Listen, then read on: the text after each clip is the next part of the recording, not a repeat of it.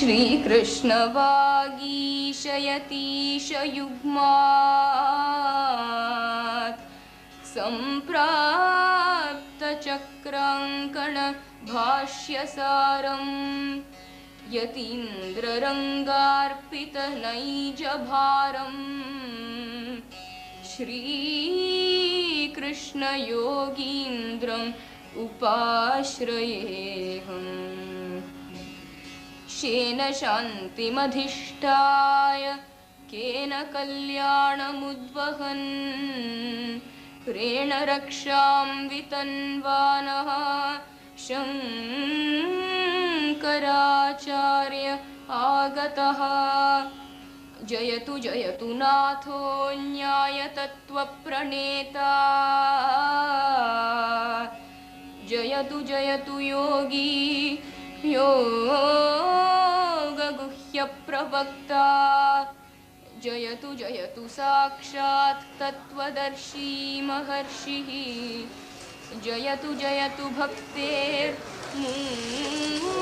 Murakandam Indraha Jayatu Jayatu Nityam Chandrachudendravan. Madras, November 1988. The end of the monsoon and the final festival preparations to welcome 108 Brahmins from all over South India, all experts in Vedic chanting, gathered to celebrate a birthday. Sri Tirumalai Krishnamacharya, scholar, philosopher, poet, musician and yoga master, will be 100 years old in a few days' time. His closest disciples have come together to pay homage to the man they call Acharya, master, professor.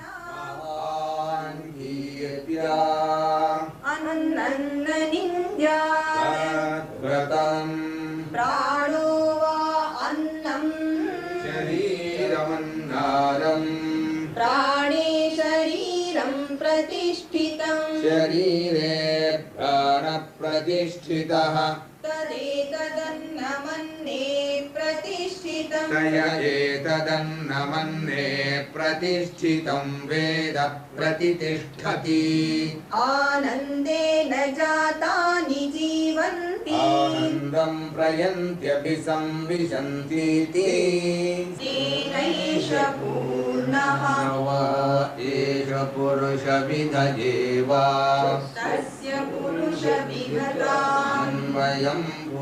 In order for the Vedic mantras, magic or sacred formulas, to be fully effective, they have to be chanted according to strict harmonious rules.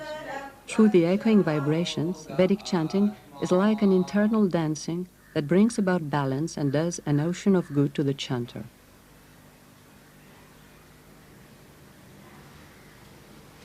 Now a well-known spiritual leader, the professor has never given up honoring the memory of his own master. Every day he raises his master's wooden shoes to his forehead as a sign of humility. I'm not worthy of the dust on your feet. Feet or sandals symbolize authority. In the Ramayana, when Rama is exiled, his shoes remain on the throne. All over Asia, bands of spiritual hunters worship the feet of the gods and search for the footprints of Buddha or Vishnu from shrine to shrine.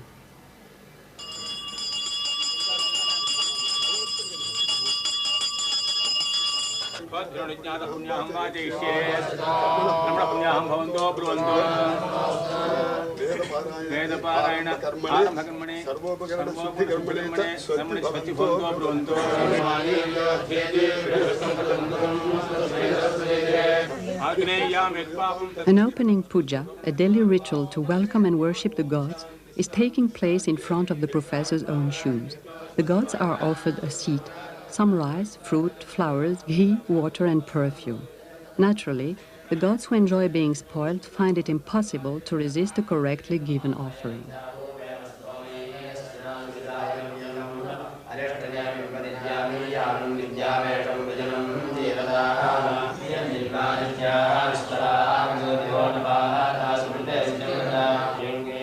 Four days are considered a reasonable length of time for the Brahmins to get through the thousands of stanzas. The Veda, the triple science, is an inspired text and the foundation of Indian thought, philosophy and culture. The text is so exhaustive that a Brahmin who loses his cow is said to be able to find it in the Veda. The sacred thread which Brahmins wear all their lives can only be weaved to the sound of the Vedic mantras. The Rig Veda compares the Brahmins to frogs because they start chanting during the rainy season the same time as frogs start croaking.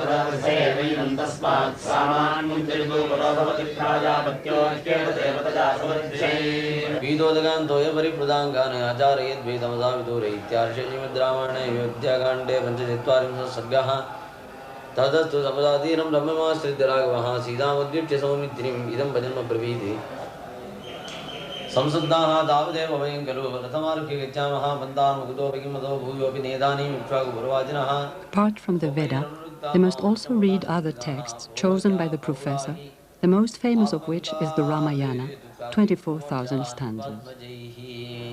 Vilambena praptir bhajana sugamekasya vipulam parasya suprapaptihe paramidarasa jividaserdasa iti kavitarkika sammasya sarvadandra svadandrasya shemadvyangadanadasya vedandacharya kritisho shemadragasya tresare adhikari vibhagadhikaro ashtamaha upayaha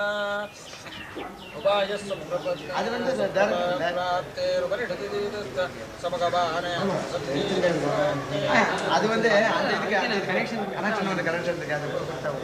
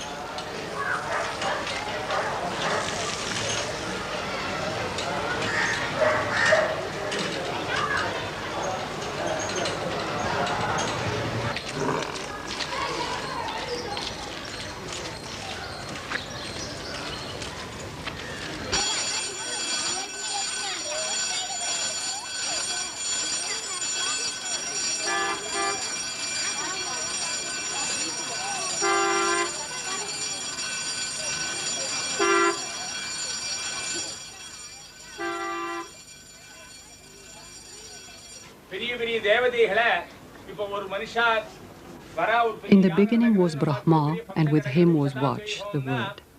The master of ceremonies, Dr. Krishnamacharya, reminds the guests of the essential role of metric rules. To evoke is to invoke, to name is to create, and therefore to gain supremacy. Indians compare a word becoming reality with the opening up of blossom. Thus, all recitation is strictly governed by rules of pronunciation, intonation, order, rhythm. The slightest error diminishing, even reversing the expected effect.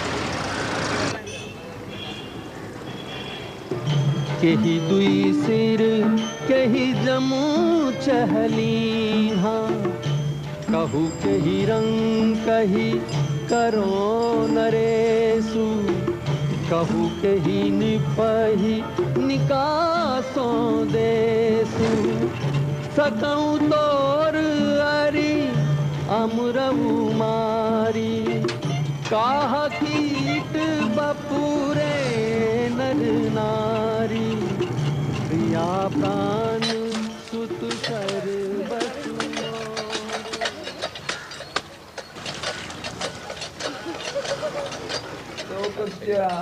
समाधानं केन क्रियते रामेण वा केन लोकानुगुणं भाषणं कृतं लोकानुगुणमिति न सामान्यतो दृष्ट्या अवलोकने भ्रात्रोर्विषयः तत्र वालिसुग्रीवयोः तस्मिन् विषये Right from his youth, the professor would take part in philosophical debates, a favorite with Indians. He would always win intellectual jousts or oratorical competitions. Fearing no competitor, he resembled Ramanuja, the philosopher who turned into a snake with 1,000 heads, each one presenting a different argument. Long ago, in King Janaka's court, quite apart from the hordes of trophies at stake, the winner used to carry away all the qualifications of the loser.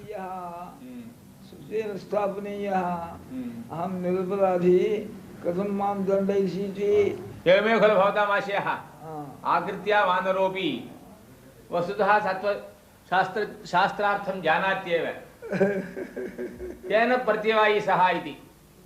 Like in ancient times, the professor and Dr. Krishnamacharya are debating in Sanskrit a well-known dilemma. Was Rama right in hitting an enemy in the back for the cause of justice? Anyway, the professor concludes light-heartedly, Ayogya, who am I to discuss this kind of thing?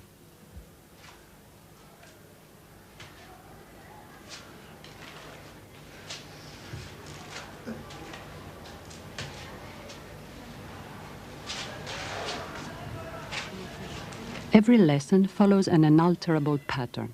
The student prostrates himself before his master. He blocks his ears when he sang his own name, because to hear his own name would boost his ego. Prayers recited together put the student and the teacher on the same wavelength, creating the proper atmosphere for studying. Usually, the passing on of knowledge is a private matter between teacher and student. One mouth, two ears.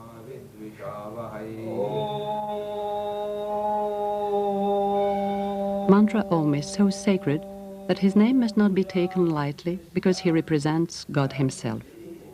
Protect us both, make us happy, give us the strength to work, enlighten our study, let us not grow to hate each other. The commentary of a passage from the Brahma Sutras, a philosophical text from the 4th and 5th centuries, underlines that frequent repetition of meditation is to be practiced again and again.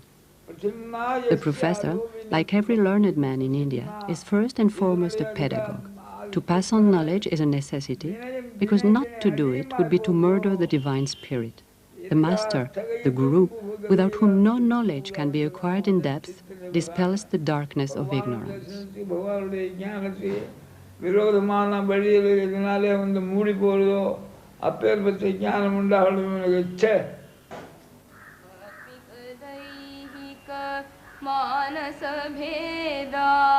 त्रिविधं विहितं योगाभ्यसनं सकलं यच्छति वाञ्छितसुफलं नहि नहि योगाभ्यसनं विफलं सकलं यच्छति. The banyan is the most prolific tree in existence.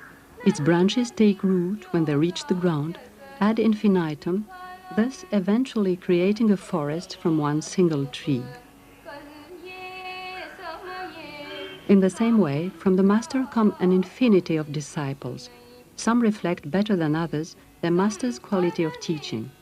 Outstanding was Sri BKS Iyengar, who was filmed at Pune in the 40s.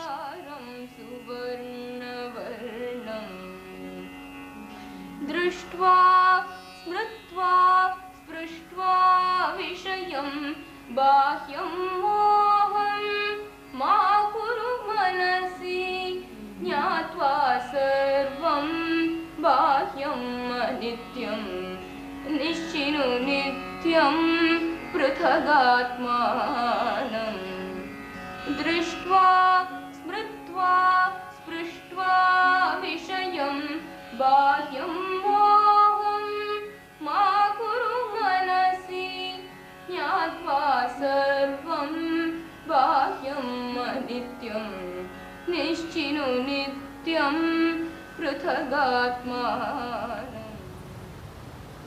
This is the famous Iyengar doing his asanas in his younger days, perhaps in 1940s again. You have the Vatayanasana, the Pashasana, the Upavishtakonasana, the type of Marichasana and Bharadwajasana. Iyengar, a yogin as well known in Europe and America as in India, disciple and brother-in-law of Sri Krishnamacharya, used to practice a classical kind of yoga. This type of yoga, physically demanding and nowadays reserved for children and teenagers, was at that time taught by the professor. The starting point of yoga is a mentally and bodily cleansing with no entirely passive elements. Ideally, yoga should lead to a clear mind. It is, above all, a way of acting. A master and his disciple never lose touch with each other. For the professor's centenary, to pay homage to his master, Iyengar carried out 108 salutations, backwards. There are very few people who can do this posture, called the Trivikramasana. One leg held up straight. The student's name is Keshava Murthy. He is dead now.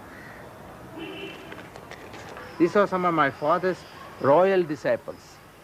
He used to go all over India at the invitation of the Maharajas. There were many Maharajas those days to teach them yoga. So this is some of the kings who used to take yoga lessons, and they also had some photographs taken. This is, for example, the Maharaj of Kolhapur.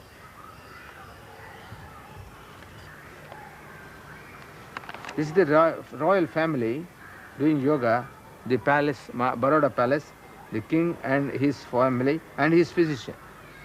The physician of the king and the professor and the family.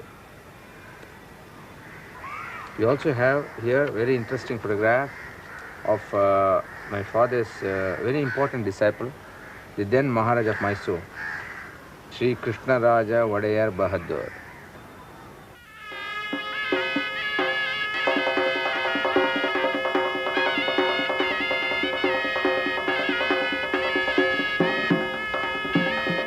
Tirumalai Krishnamacharya was born on the 18th of November 1888 into a well-educated Sri Vaishnavite Brahmin family in Muchukundapura, Chitradurga district, Mysore state.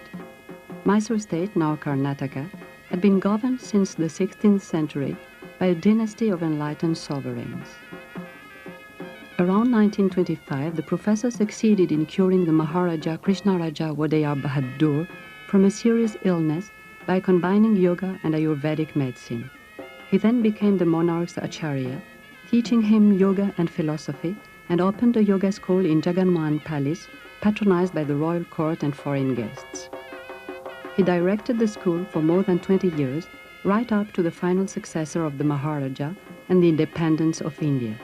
He was then called to cure an important official who was struck by paralysis, and so he set up home in Madras. He was brought up by his father, his first acharya, until he was 16 years old. He then became a disciple of various acharyas from the Mysore Institute of Philosophy. Following Hindu tradition, he revered them as the representatives on earth of God, the primeval guru, even including the acharya who was his classmate at school. Around 1915, at Benares and Calcutta, he learned Hindi, Bengali, Urdu and English. He was already fluent in Telugu, his mother tongue, Kannada and Sanskrit. He also studied grammar, Ayurvedic medicine, music, astrology, and the 6 philosophical systems of India, which later earned him diplomas from the universities of Patna, Calcutta, Benares, Baroda, Navadvipa, Mysore, and Allahabad. To further perfect his knowledge, he went up to the Himalayas to join a wise old man who lived in a cave more than 12,000 feet up. He finally reached Mount Kailash in Tibet, which is where Shiva lives and is considered as the world's axis. Here at the source of the Indus, the Ganges and the Brahmaputra, pilgrims come to circle repeatedly around the sacred mountain for 4 days. Sri Krishnamacharya even bathed in the sacred waters of Lake Manasarovar. He spent 7 years with the master Sri Rama Mohan Brahmachari, who taught him all the postures, breathing and therapeutic techniques of yoga, in addition to his philosophy. The only visible signs of this adventure are his master's wooden clocks, which he worships every day, and an album of drawings by his master's daughter.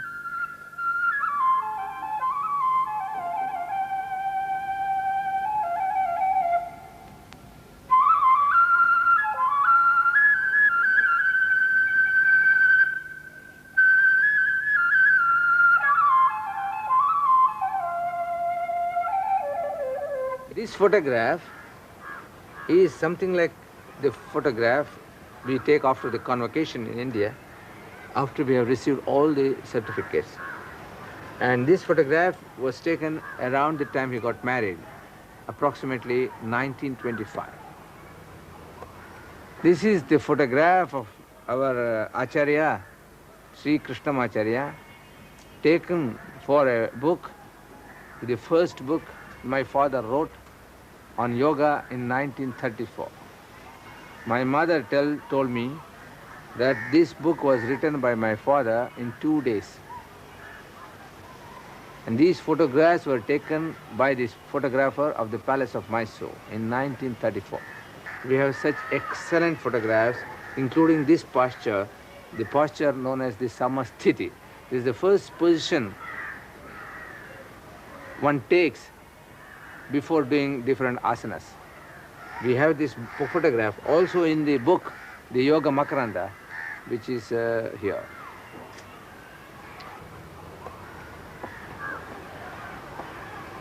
You see, Brahmins and other castes have to wear this sacred thread, the Yajnapavitam, throughout their life.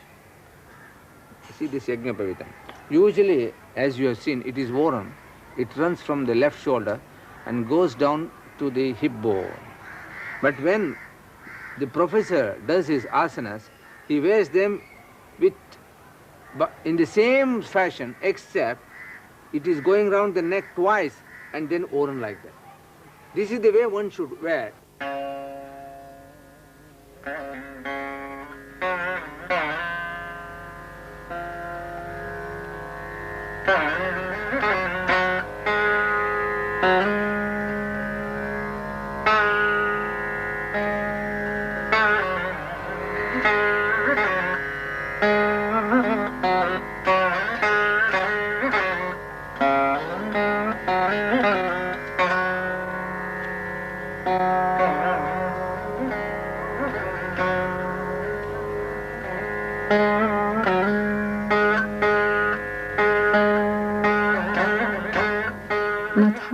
A great 10th century yoga master and musician, stated that yoga should be adapted to the individual and not vice versa, depending on desha, place, deha, constitution, kala, time, vritti, activity, marga, taste, and shakti, potential. The professor has always honored these concepts. In addition, he was the first in his time to combine the effects of postures, asanas, and controlled breathing, pranayama, to reject all notion of unnecessary austerity and to apply the principle of Viniyoga, starting from reality and progressing step by step.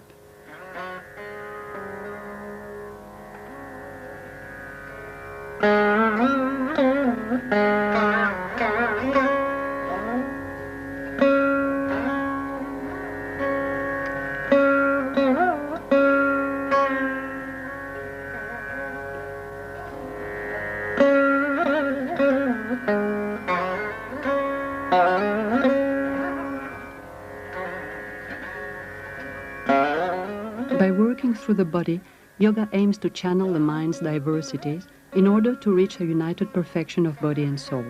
Speaking of perfection, in the Mula Bandhasana position, the professor can arrive at an exact replica of a 2,500-year-old seal of the Proto-Shiva of Mohenjo-Daro, Prince of the Yogins.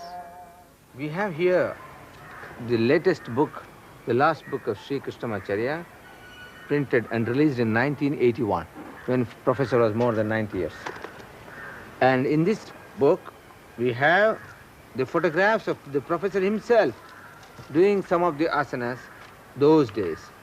These photographs were taken for this book. The different ways one posture can be adapted. You see, the same position, you sit in Paschimottanasana and you do so many positions of the body. Something he discovered those days, he thought people do not have 1 hour or 2 hours of time to practice, so he combined so many postures and let them do all these postures, so they have at least a little bit of the benefit of all these postures. So he linked, you can see that here. He took Padmasana, Padmasana bending, Padmasana twisting, half Padmasana twisting on the other side. Then he would go to Matsyendrasana, different types of Matsyendrasana. Then he would combine to Mahamudra, Marichasana. The professor has asked the photographer to take the front view and the back view. Because sometimes things look beautifully in the front view, but not so beautifully in the back view, because we know how to cheat. This posture exhibits the quality of the mastery of the body. How, when the breathing is mastered, even the spine is affected by the breathing, is seen by the folds that appear here when he has done the bandhas. Usually these folds do not appear when one sits in this posture. You have to really pull the rectum and contract the lower abdomen for this to be tightened up. These photographs were taken to show the different gestures and the positions used in what is known as the Sandhya Vandanam, that is the daily prayer to the sun. One has to squat for taking the water, to do the pranayama, to take the water, to offer the water to the sun. At certain points, one has to stand and do the pranayama. And then the gestures, which you saw, the mudras. And then offering the water to the different gods. You can see the thread is exactly in the same position as usual. And then nyasa, touching the different parts of the body with the mantras. And then you can see, for example, the japa. When you do japa, the counting should not be exhibited. So always a towel is kept to hide the finger which is counting the japa.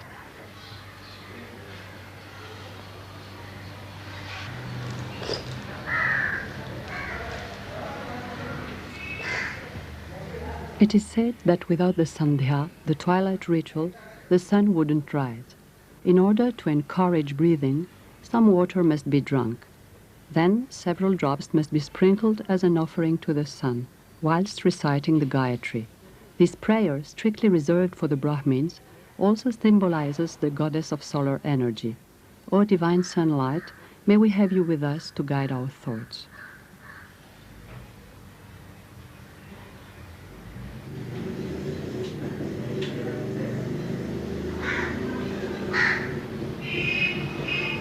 The Gayatri is to be recited 108 times, or at least a dozen or so, accompanied and followed by a series of strictly codified gestures, or mudras. The professor would never dream of skipping through a ritual. The rigorous exactness and strict observance of the smallest of details are the only guarantees of the ritual's effectiveness and of keeping up tradition.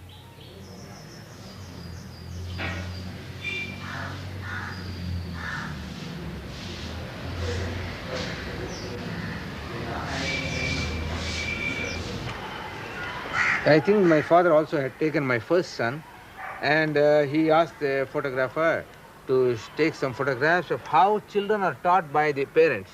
So you see my son doing shoulder stand on the lap of the professor.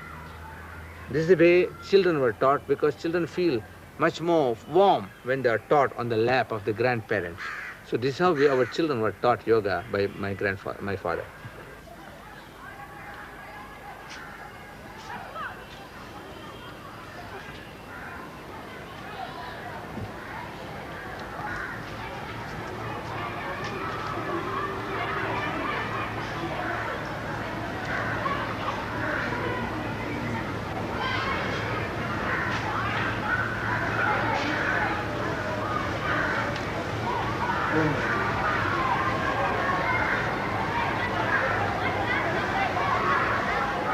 Right from the 30s, the professor was teaching yoga to women, to his daughters and to his wife.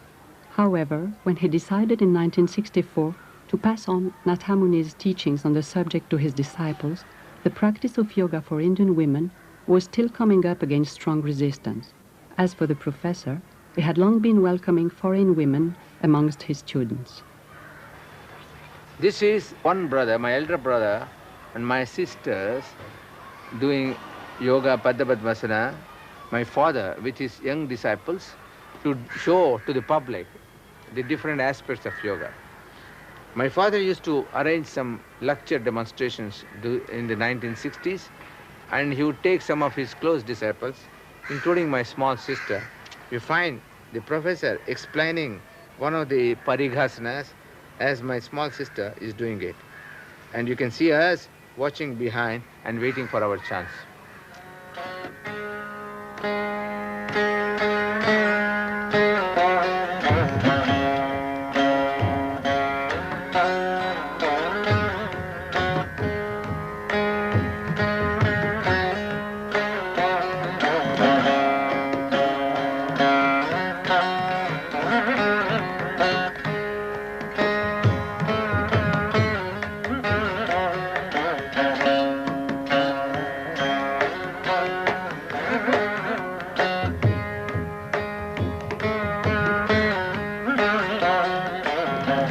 Father was able to even handle people who are known more for their obesity than for anything else. For example, this gentleman must have been at least 100 kilos, and my father was able to teach him even Sarvangasana, Halasana through great care.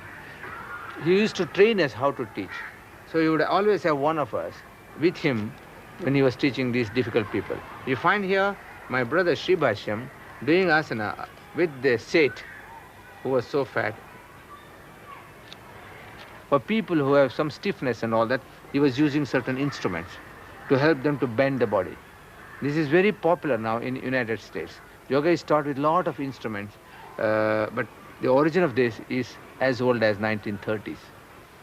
In 1930s, our Acharya was traveling all over India to talk and show the yoga practices. He would give lectures, he would demonstrate asanas, he would show the effects of yoga. For example, he has demonstrated more than once the possibility of a human being to stop the heartbeat. 2 minutes you stopped heart. That was mental control or physical control? But it is mind, not only mind control, mind and prana and It was not only mental control. Prana, vital energy, and Atma, soul, were also involved.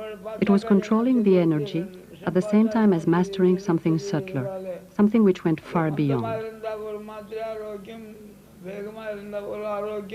Every individual has the right to the same number of breaths in their lifetime. Thus, slowing down your breathing lengthens your life. The importance of breath control in yoga comes from this principle. Ayurveda is the ancient Indian medical science of longevity. It is based on the doctrine of the three humors, wind, bile, and phlegm, which must be well balanced to prevent illness.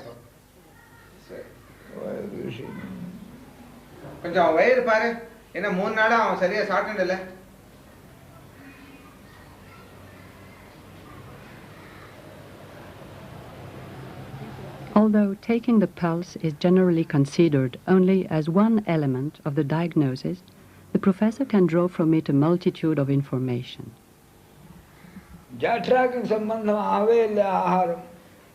The combination of yoga and Ayurveda can be both a prevention and a cure.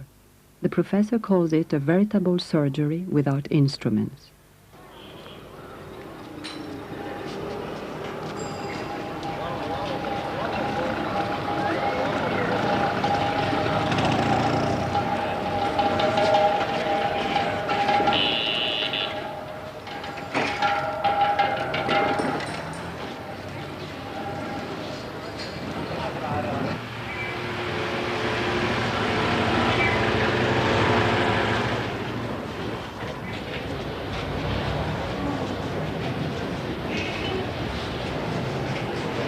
Ceremonies are taking place in various parts of the town, in honor of the professor's birthday.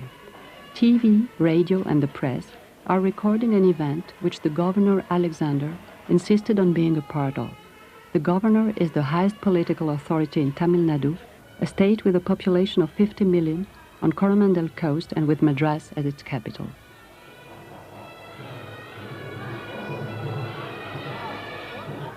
Surrender.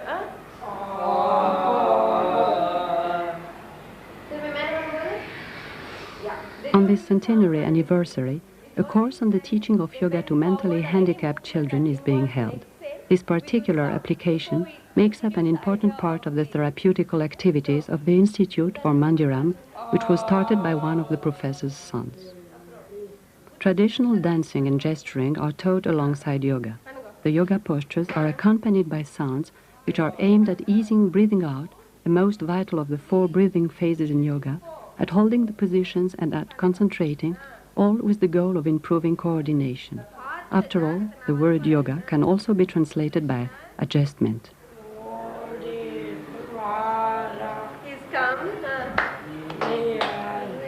He wants all of you to see. राखी न मांगी हुकाऊ बिसरी गयऊ मोहि भोर सुभाऊ झूठे हूँ हम ही दोषु जनी देहू दुई के चारी मागी मकुले हूँ रघुकुल रीति सदा चली आई रघुकुल रीति सदा चली आई प्राण जाहूं बरु बचनु न जाई सुनहु प्राण प्रिय भावत गीता देहु एक बर भरत ही टीका मांगहु दूसर बर कर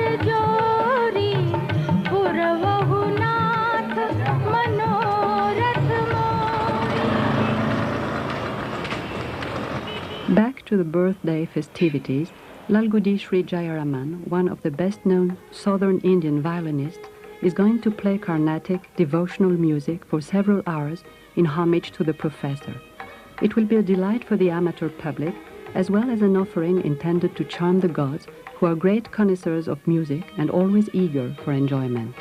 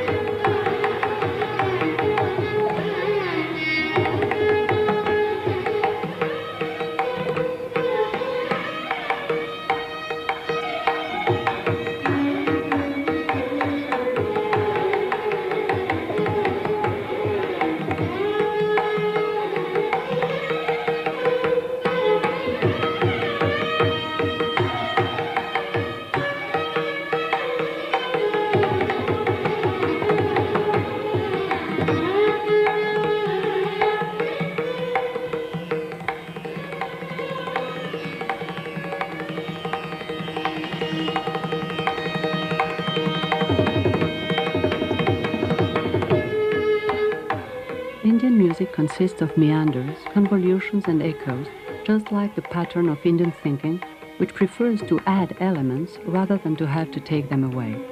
In the same way, religion multiplies ad infinitum the various facets of the one and only God. In the same way operate architecture, sculpture, painting and drawing. Columns are auspicious motifs that Indian women draw on their threshold in honor of Lakshmi, the goddess of prosperity. To prepare for the climax of the festival, a huge column will be adorned with 108 pots. They will have been covered with the threads that symbolize the 72,000 canals of vital energy and give the pots life. In Hinduism and Buddhism, 108 is a symbolic number, and besides, mantras recited by 108 priests will be 108 times more effective. If the professor has chosen this number, it's possibly because if spiritual life begins at the age of 8, a person doesn't become a real centenarian until they are 108 years old. The reason for this choice is also definitely because the professor added to his age the 8 syllables of his favorite mantra.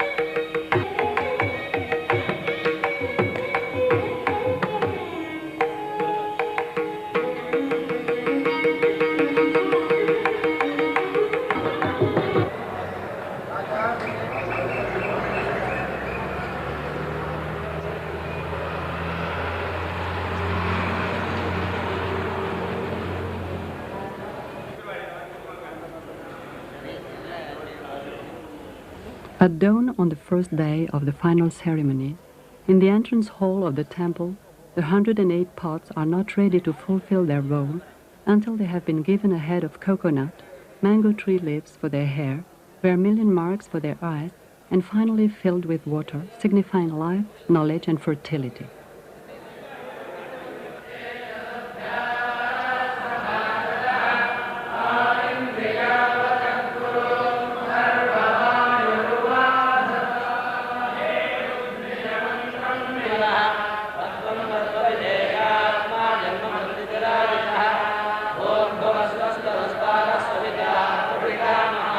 The first day is modeled on the yagas, big Vedic sacrifices, which were offering rituals to the god of fire, Agni the messenger.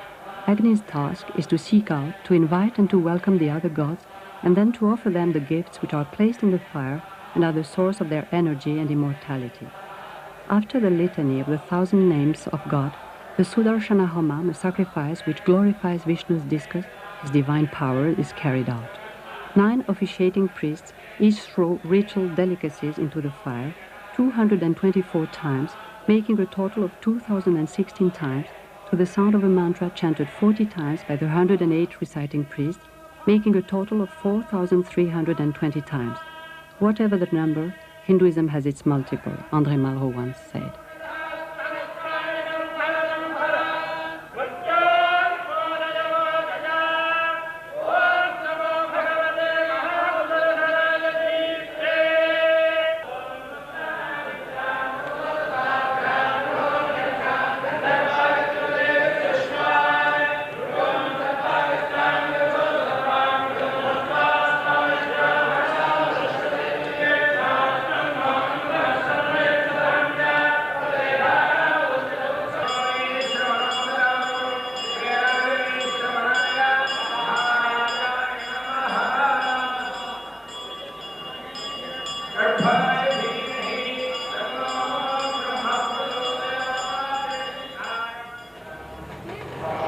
The last day of the ceremonies is the actual birthday of the professor.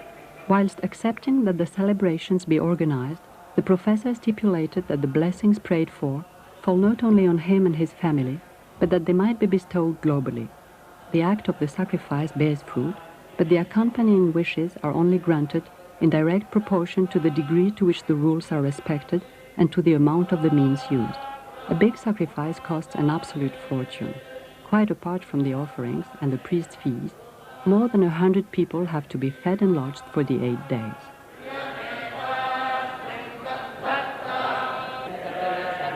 As for those who are still reading, they have only got a few hours left to get through the thousands of strophes.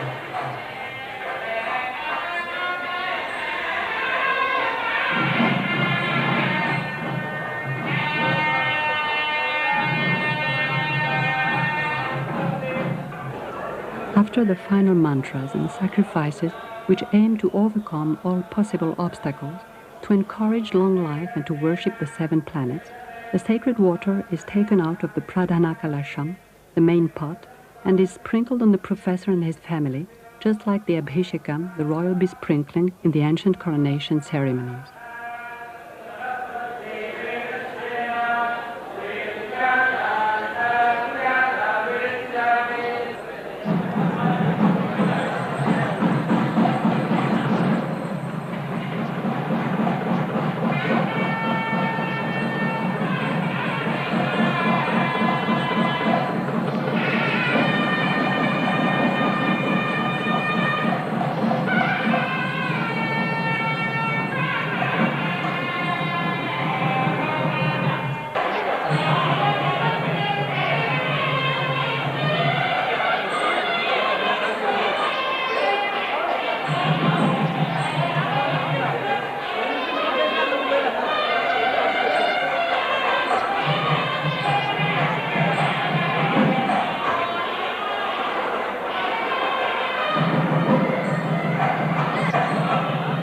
In return for showering the professor endlessly with gifts, speeches, and signs of deep respect, the people are given prasad by the professor, sacred rice and water, and ashes from the sacrificial fire.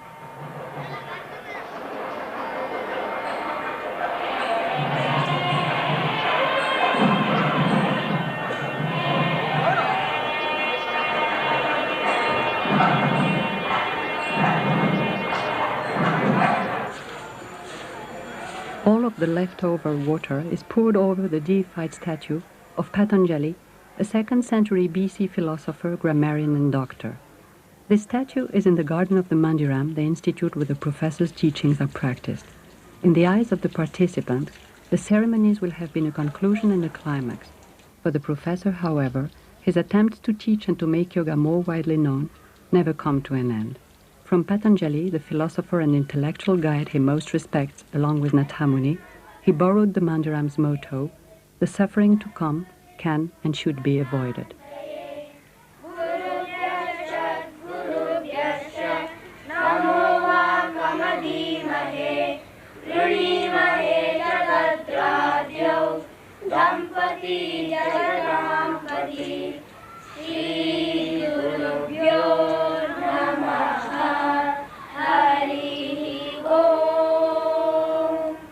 Jump.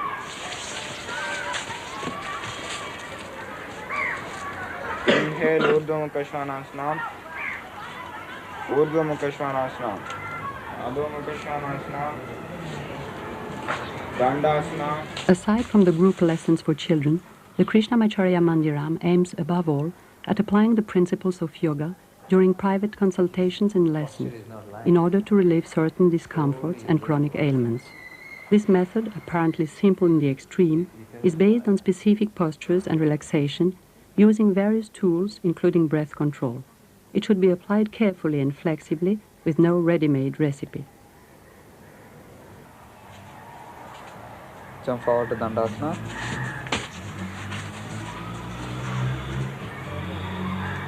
The most spectacular positions are nowadays only taught to children still supple and energetic.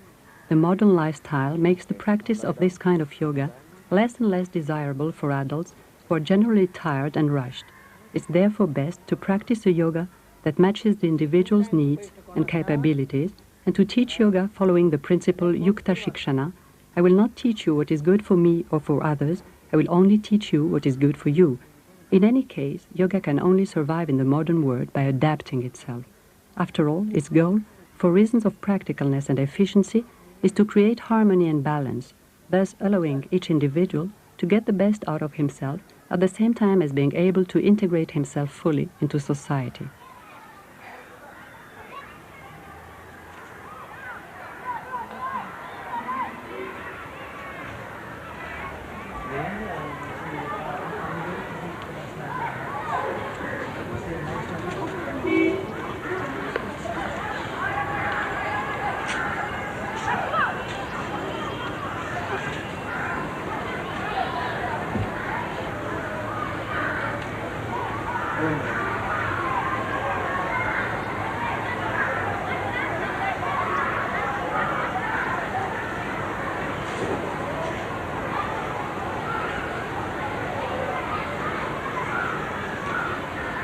Karuna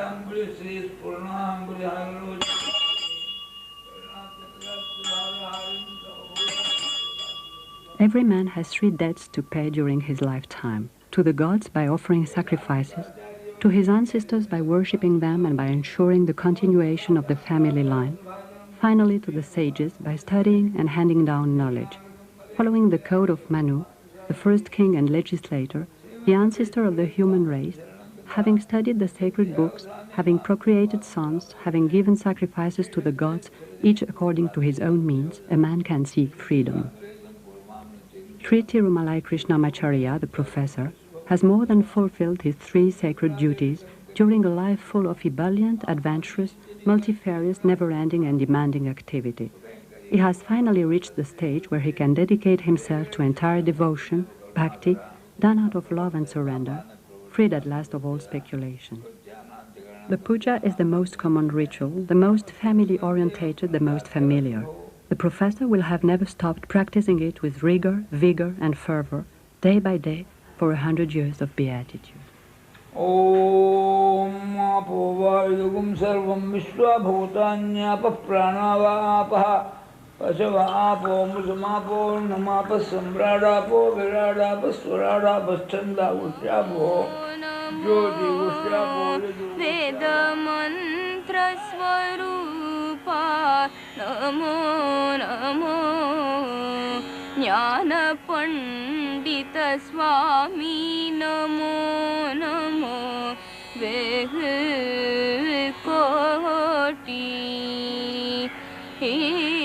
Nama Shambhu Kumara Namo Namo Bhoga Antaribala Namo Namo Nagabandha Mayura Namo Namo Para